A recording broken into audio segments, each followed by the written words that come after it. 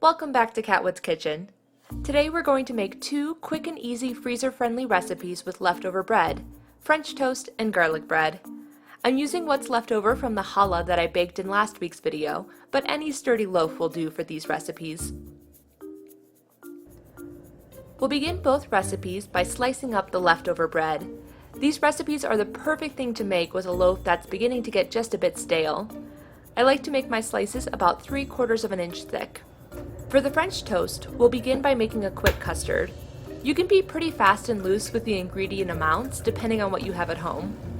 I used 4 eggs, lightly beaten, along with about 1½ cups of whole milk, though you can substitute heavy cream for a richer custard if you'd like, a teaspoon of vanilla extract, some cinnamon, sugar, and freshly grated nutmeg.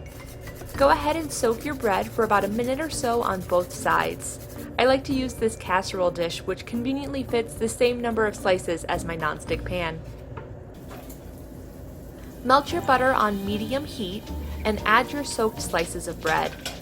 Mine took about 2 to 3 minutes per side to cook, but if you've cut your bread thicker, you may want to reduce the heat to medium-low or low and give your slices a little bit more time in the pan.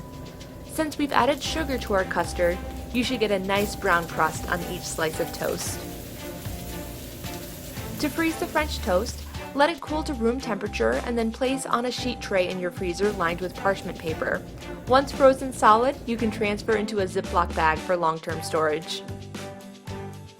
When you're ready to reheat, just take out of the bag and place into a 350-degree oven for about 5 to 8 minutes.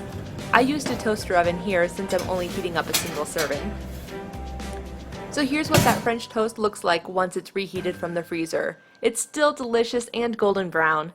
For a savory freezer-friendly recipe, we're also going to make some garlic bread with the challah we sliced earlier. Begin by whipping about 1.5 sticks of softened, unsalted butter until it's nice and light and airy with a handheld mixer. We're going to add a generous amount of crushed garlic here, about 6 cloves total in this case. We're also going to add in some salt to taste.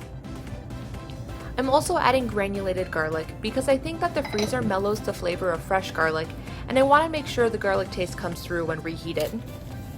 I make things easy by using a pre-mixed Italian seasoning and finish with some freshly cracked black pepper. Give that another mix until well combined and lightened in color.